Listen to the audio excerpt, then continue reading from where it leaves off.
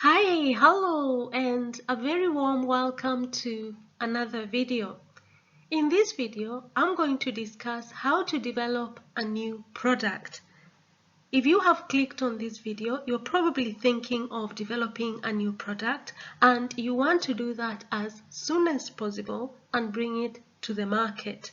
Now, I'm going to explain to you how to do that using the 7-step framework that has been proven to really help upcoming businesses develop new products and bring them to the market successfully as soon as possible.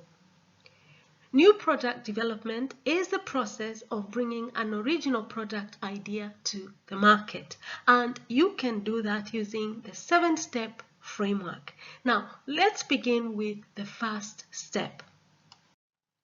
Step 1 is idea generation. You want to generate some ideas on your new product. Let me explain. Many aspiring entrepreneurs get stuck on the first stage, ideation and brainstorming. And this is often because they're waiting for a stroke of genius to reveal the perfect product they should sell. Now, while building something fundamentally new can be creatively fulfilling, many of the best ideas are the result of just altering some existing products that are already existing. Many of the best ideas, they really just are the result of altering existing products. Now, to do that, you can use the Scamper model. The Scamper model is really a very useful tool for quickly coming up with product ideas by simply asking yourself questions about existing products. Now, I'm going to explain to you what the Scamper model is all about. Now, the Scamper model, the S stands for substitute. For example, you can substitute for far for far. Then we have the C. The C stands for combine. For example, you can combine a phone case and a battery pack. And then the A stands for adapt. For example, you can adapt a nursing bra by giving it front clasps, for example. And the M stands for modify. For example, an electric toothbrush with a sleeker design. And then the P stands for put to another use. For example, a memory foam can be replaced or it can be given another use and turned into a dog bed, a bed for a dog. And then the E stands for eliminate.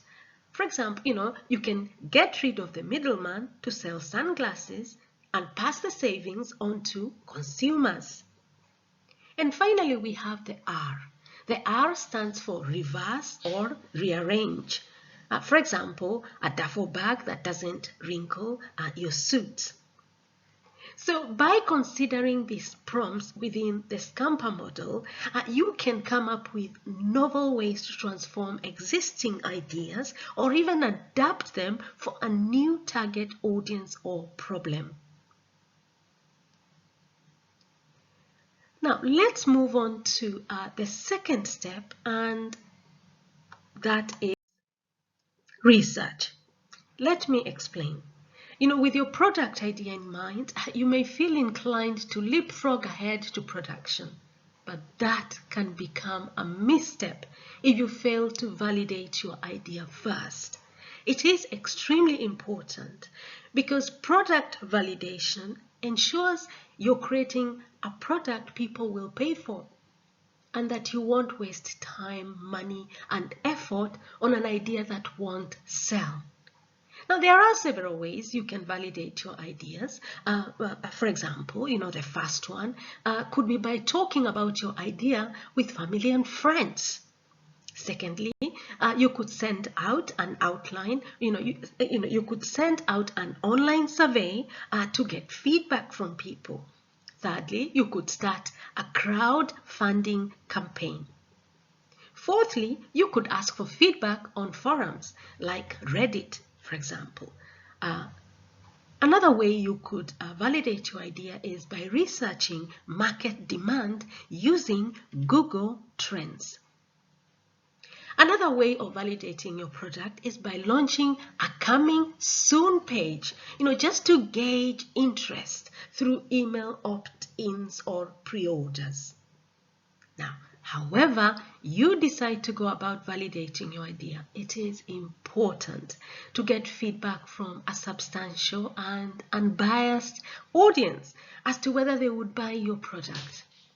Be wary of valuing feedback from people who definitely would buy if you are to create your theoretical product until money changes hands. You can't count someone as a customer. Validation research will also inevitably involve competitive analysis. If your idea or niche has the potential to take up market share, there are likely competitors. You're guaranteed that there are likely competitors already operating in that space. So, visiting your competitors' websites and signing up for their email list is going to allow you to understand how they attract customers and make sales. Asking your own potential customers what they like or dislike about your competitors will also be important in defining your own competitive advantage. And the information compiled from doing product validation and market research is going to allow you to gauge the demand for your product and also the level of competition that exists before you start planning. Now, let's move on to the third step, and that is planning. Since product development can quickly become complicated, it's important to take the time to plan before you begin to build your prototype. When you eventually approach manufacturers or start looking for materials, if you don't have a concrete idea of your product's design and how it will function, it's easy to get lost in the subsequent steps. So the best place to begin planning is with a hand-drawn sketch of what your product will look like. The sketch should be as detailed as possible, with labels explaining the various features and functions. Look, you don't need a professional quality drawing since you won't be submitting it to a manufacturer at this stage. However, if you're not confident that you can produce a legible diagram that will make sense of your product, it is easy to find illustrators for hire, for example, on Dribble or Upwork or Minty. Try to use your diagram to create a list of the different components or materials you will need in order to bring your product to life. The list does not need to be inclusive of all potential components, but it should allow you to begin planning what you will need in order to create the product. For example, a drawing of a purse design, a handbag, could be accompanied by the following things. For example, in your list you could include zippers, whether they're going to be large or small, silver clasps, leather straps, protection pouch, embossed label, interior wallet. Those are some of the things that you could include in your drawing if you're planning to design, for example, or your product idea is going to be a handbag, for example.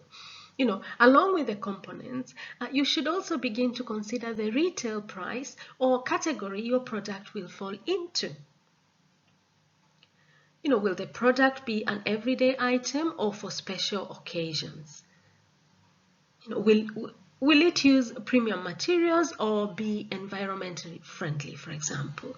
These are all questions to consider in the planning phase, since they will help guide you through not only your product development, through your product development process, but also your brand positioning and marketing strategy. The packaging, labels, and overall quality of your materials should be considered as well before you continue to the sourcing and costing stages. These will have an effect on how you market your product to your target customer. So it's important to take these aspects of your product into consideration during the planning phase as well. Now, let's move on to the fourth step, and that is prototyping. Let me explain. The goal of the prototyping phase during product development is to create a finished product to use as a sample for mass production. It's unlikely you will get to your finished product in a single attempt. So prototyping usually involves experimenting with several versions of your products, slowly eliminating options and making improvements until you feel satisfied with a final sample. Prototyping also differs significantly depending on the type of product you're developing. The least expensive and the simplest cases are products you can prototype yourself. For example, food recipes or cosmetic products. This do-it-yourself prototyping can also extend to fashion, pottery, design, and other verticals if you're lucky enough to be trained in these disciplines. However, more often than not, entrepreneurs will work with a third party to prototype their products. In the fashion and apparel industry, this usually involves working with a local seamstress, for clothing and accessories, or a cobbler for shoes, or a pattern maker for clothing. These services usually can be found online just by Googling local services in the industry. Now, most large cities also have art, design, or fashion schools where students are trained in these techniques. So administrators from this university or college programs can usually grant you access to their internal job board where you can create a request for prototyping help. And for objects like toys, household accessories, electronics, and many other hard exterior objects, you may require a 3D rendering in order to make a prototype. So artists or engineers who are trained in computer-aided design and drafting software can be contracted to do this using, for example, Upwork or Freelancer. There are also user-friendly online tools such as SketchUp or Tinkercad and Vectary for founders who want to learn how to create 3D models for themselves. So if you want to learn how to create 3D models for yourself, you can use online tools like SketchUp or Tinkercad, that is Tinkercad, and you can also use Vectary, which is Vectary.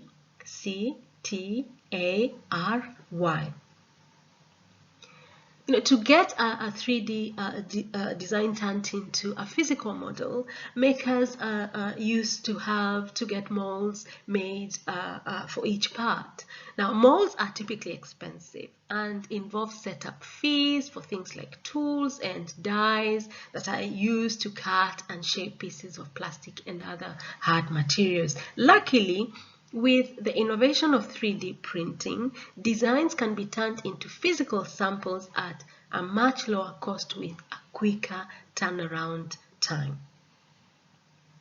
Now, you'll also want to start testing a minimum viable product at this stage. The MVP, that is the minimum viable product, it is a version of your product with just enough functionality for early customers to use. So, it helps validate a product concept early in your product development process. And it can also help product managers get user feedback as fast as possible to iterate and make small incremental improvements to the products. So startups release the MVP to early customers, and then they run experiments to gauge interest, test price sensitivity and messaging and more. And it begins the feedback process to bring ideas and suggestions, based on customer needs. So this allows you to create iterations of the product. You can alter the product and build something more valuable for your target marketing. Now, let's move on to the fifth step, that is sourcing. Now, once you have a product prototype you're satisfied with, it's time to start gathering the materials and securing the partners needed for production. And this is also referred to as building your supply chain. Your supply chain is going to include the vendors, the activities and resources needed to create a product and get the product into a customer's hands. Now, while this phase will mainly involve finding manufacturers or suppliers, you may also factor storage, shipping and warehousing into your choice. So, while this phase will mainly involve, sourcing will mainly involve finding potential manufacturers and suppliers, you can also include factor storage, shipping, and warehousing into your choice. Now, when looking for suppliers, there are plenty of resources both online and in person. And while it may seem old-fashioned, many business owners, they choose to attend trade shows dedicated to sourcing.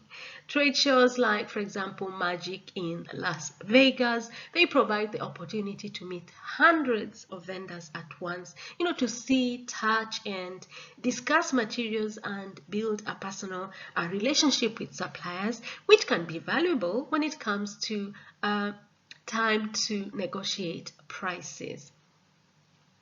Now, during the sourcing phase, you will inevitably come across the decision of whether to produce your product locally or overseas. And it is a good idea to compare the two options, as they each have their own advantages and disadvantages. Are you going to source your ideas locally or overseas? The most commonly used sourcing platform for overseas production is Alibaba. Alibaba is a marketplace for Chinese suppliers and factories where you can browse listings for finished goods or raw materials.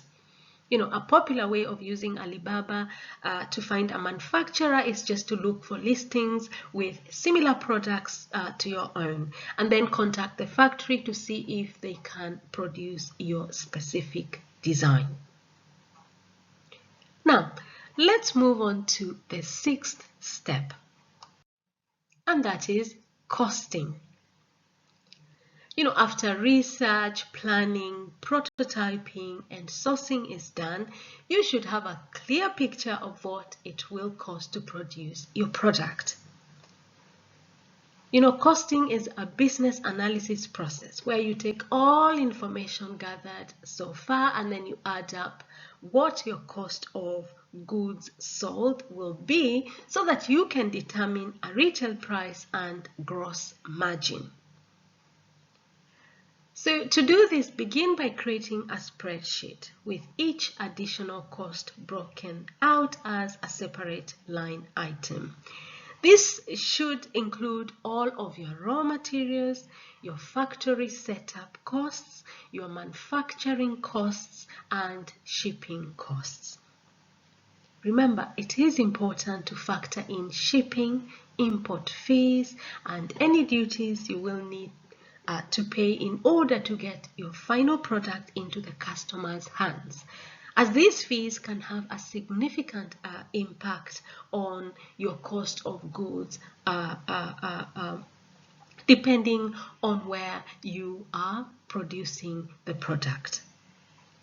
Now, if you're able to secure multiple quotes for different materials or manufacturers during the sourcing phase, you can include different columns for each line item that compare the cost. Another option is to create a second version of the spreadsheet so that you can compare local production versus overseas production.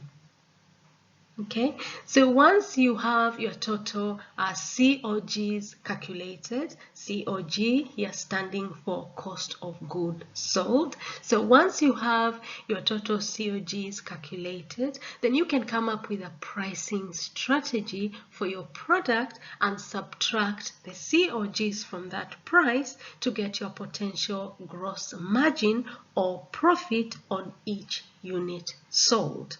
Okay, so once you have your total COGs calculated, then you can come up with a pricing strategy for your product, and then you subtract the COGs from that price to get your potential gross margin or profit on each unit that you're going to sell. Okay, now let's move on to the last step, and that is Step 7, and that is commercialization. At this point, you've got a profitable and successful product ready for the world. So the last step in this methodology is to introduce your product to the market. At this point, a product development team will hand the reins over to marketing for a product launch. Now, if you don't have the budget for expensive ads, don't sweat it. You can still run a successful go-to-market strategy by using the following tactics. The first tactic that you could use is sending product launch emails to your subscriber list. Okay, you can send your subscribers a product launch email. Another way is by working with influencers on affiliate marketing campaigns, and you can use, for example, YouTubers for that. Okay, or Instagrammers for that. Okay, so work with influencers on an affiliate marketing campaign. Thirdly, you could get your product featured in gift guides. Okay, get your product featured in gift guides. Another way is enable Instagram shopping. You could also run chat marketing campaigns, and finally you could get reviews from your early customers. All of these are strategies that are going to help you in the commercialization process. Okay, but you don't have to run expensive ads if you don't want to do that, or you don't have the budget to do that. You can simply use the tactics that I have given you. Send a product launch email to your subscriber list, work with influencers on affiliate marketing campaigns, get your product featured in gift guides, enable Instagram shopping, run chat marketing campaigns, and finally get reviews from your early customers. So there you go. Those are the 7 steps that you should follow. Okay, there are the 7 new product development process steps that have been proven to work, that are going to help you to come up with a new product, launch the product, and begin selling the product and making sales as soon as possible. So if you're thinking of a new product, you have 7 bulletproof steps that you could use to do that and launch your product into the market as soon as possible. Now, if you found this video helpful at all, you know what to do. Like the video, share the video, and also subscribe to the channel for more videos. Now, thank you very much, and I shall see you in our next video. Bye bye.